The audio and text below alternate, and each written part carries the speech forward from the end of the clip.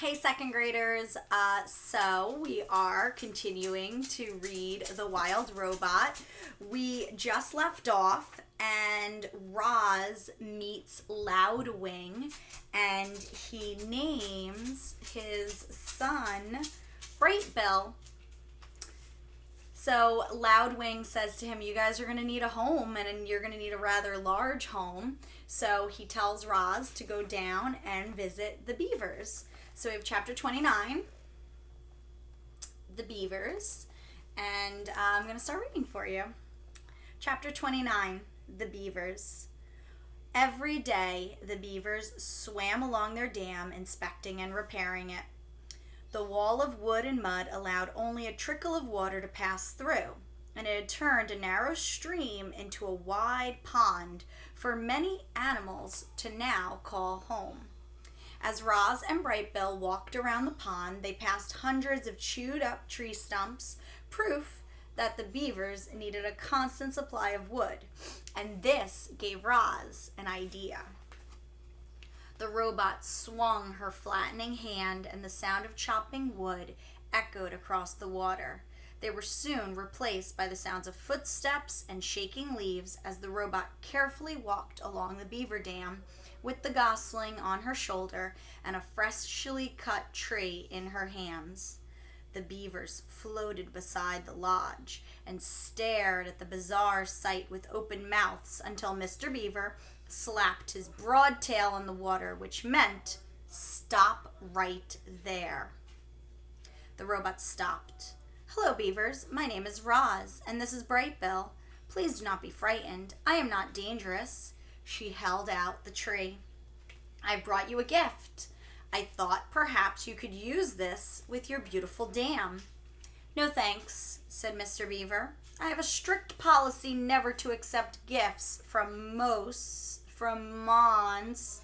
"Don't be ridiculous," interrupted Mrs. Beaver. "We can't let a perfectly good birch go to waste." "I'm afraid I must insist," said Mr. Beaver. Mrs. Beaver turned to her husband. "Remember how you asked me to point out when you're being stubborn and rude? Well, you're being stubborn and rude." Then she turned back to Roz. "Thank you, monster. If you'd be so kind to drop the tree in the water, we'll take it from here." "I'm not a monster." Roz tossed the tree like a twig. "I'm a robot." The tree smacked against the water and sent the beavers bobbing up and down. Just then, Brightbill started peeping. "Mama, hungry!" So Roz dropped a ball of grass into the nest. "The gosling thinks you're his mother?" came a quiet voice. It was Paddler, Mr. and Mrs. Beaver's son. "His real mother is dead," said Roz, "so I have adopted him." There was a brief silence. Then Paddler looked up at Roz and said, "You are a very good robot to take care of Brightbill." Mr. Beaver sighed. Yes, that's very good of you, Roz, but I don't understand what any of this has to do with us. My son and I need a home, and Loudwing said you can help build us one." "Of course she did," Mr. Beaver muttered to himself. "Loudwing gets me out of one lousy jam, and I spend the rest of my days doing favors for her. I forget. Is Loudwing a boy or a girl?" Mrs. Beaver glared at her husband. "Sorry," he said, realizing that he was being stubborn and rude again. "Stay right there, Roz. We need to have a family meeting." The three beavers slipped under the water, and a moment later, their muffled voices could be heard inside the lodge. The robot stood on the dam and patiently waited with her son. Mama, said Brightbill. "I'm trying to act like a good mother." A ripple, and Mr. Beaver's head appeared above the water. "If you bring us 4 more trees, good, healthy ones, maybe I'll have time to help you and your gosling." "That is wonderful," said the robot. "We will be right back." Chapter 30, The Nest. I've built my fair share of lodges over the years, Mr. Beaver stood at the water's edge, but I can't say I've ever built one for a robot and a gosling. So just what exactly do you need? We need a lodge big enough for us both, said Roz. It should be comfortable and safe, and it should be near the pond. How long do you plan on living in this lodge? I don't know. Then we better make sure it's strong and sturdy. Mr. Beaver stroked his whiskers as he thought. Do you plan on having friends over? The missus loves to entertain guests. I do not have any friends. No friends? Well, you seem pretty likable for a monster. Robot. But if you want my advice, you should grow yourself a garden. Your neighbors won't be able to resist fresh herbs and berries and flowers. Just you wait and see. So we'll make sure there's a place for a garden, and we'll give your lodge some extra space for all of the friends that you'll be hosting. The beaver winked. You will also need to find a way to keep your lodge comfortable when it's cold outside. Our lodge is heated by our own bodies, but I think we'll find another way to heat yours. Do you think Roz will be able to produce body heat? There's got to be a little bit of warmth from maybe the motor. I'm not really sure. The beaver and the robot thought about heat for a while. First thing that came to Roz's mind was the sun. But then she remembered the hot sparks that she had felt when she was sliding down the mountain peak. I could heat our lodge with fire, she said. Mr. Beaver blinked his eyes. I will need to experiment, Roz continued, but I think there's a way. You go right ahead, Roz, said the beaver, but would you try not to burn down the entire forest? Do not worry, I will be careful. Let's move on, Mr. Beaver sighed. The next order of business is to find a site for your lodge. That meadow across the water would be perfect, but the hares will have to fit if we try to build it. We'll have a fit if we try to build it there. I think we should clear out some trees and build it right in the forest. I know just the place. The beaver took them along the water and up to the dense section of the forest that jutted into the pond.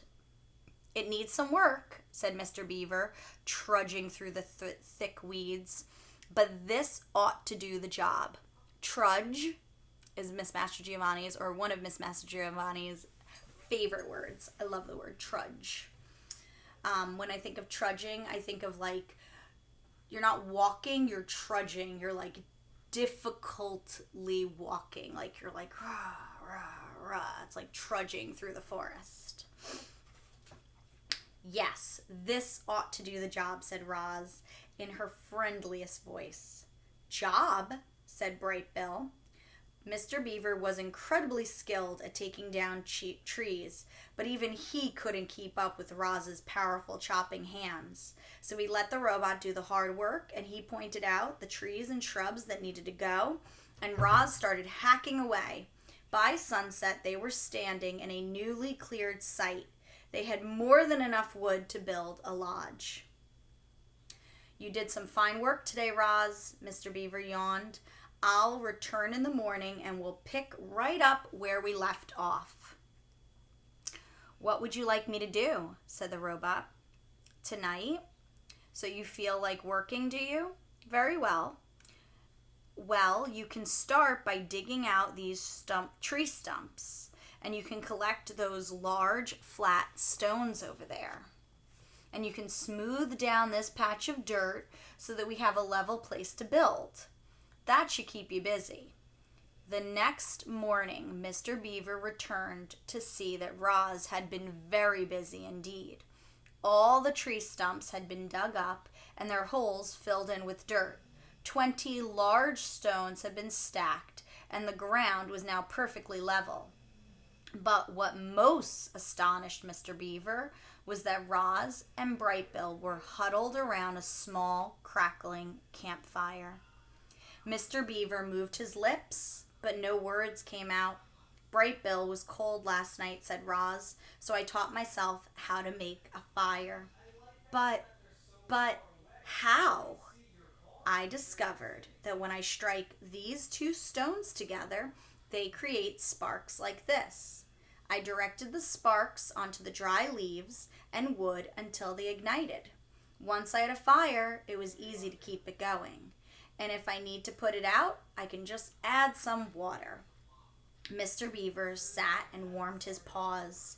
I've never seen a fire in such a neat little bundle. He stared into the flames. I've only seen it blazing through the forest, burning everything in its path. But this is marvelous. He took another minute to enjoy the warmth, and then he and the robot got back to work. Mr. Beaver asked Roz to dig a trench here and to place large stones there and to arrange logs this way and to smear mud that way. Birds and squirrels perched in the trees and watched the new lodge take shape. It resembled a beaver lodge, but it was larger and a big dome of wood and mud and leaves. A simple opening in the wall served as an entrance, and the door was nothing more than a heavy stone that the robot could slide out of the way. And there's a picture of it. Inside the lodge was one big round room. An arched ceiling was high enough that Roz could stand upright. The fire pit was set into the center of the floor, and a mesh-thin branch above acted as a vent. Long stones lined the interior walls like benches and were covered with thick cushions of moss. There was even a hole for storing food and water for Brightbill. You've got yourself a beautiful pond view property, said Mr. Beaver. What are you going to name it? I do not understand. Why, a beautiful lodge like this deserves a name. We call our lodge the Streamcatcher. The robot's computer brain didn't take long. The lodge is for Brightbill. Brightbill is a bird. Birds live in nests. Can we call our lodge the Nest? Huzzah! Squeaked the beaver. Nest is a fine name for your lodge.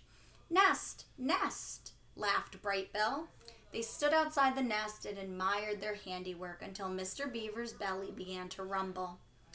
That sound means it's time for me to go get dinner. Thank you very much for your help, said Roz. We could not have done this without you. You're quite welcome, said Mr. Beaver, smiling. For your garden, you'll want to speak with Tawny, the doe who lives over the hill. She'll know just what to do. And now, if you excuse me, I have to hurry home before Paddler eats the best leaves. Enjoy your first night in the nest. Okay, boys and girls, that is this segment for today. We're up to chapter 31. I added a few activities for you guys to do in conjunction with the book. The first activity that I added was a build a robot activity.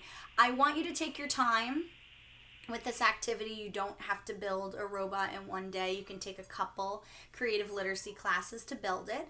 And there are all different ways that you could build a robot. So maybe you want to build a robot today out of smaller things that you find around the house.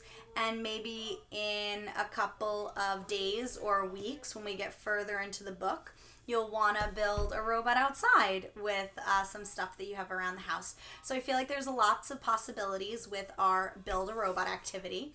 And one of the other things that I added is a spot on Flipgrid for you to do random shares.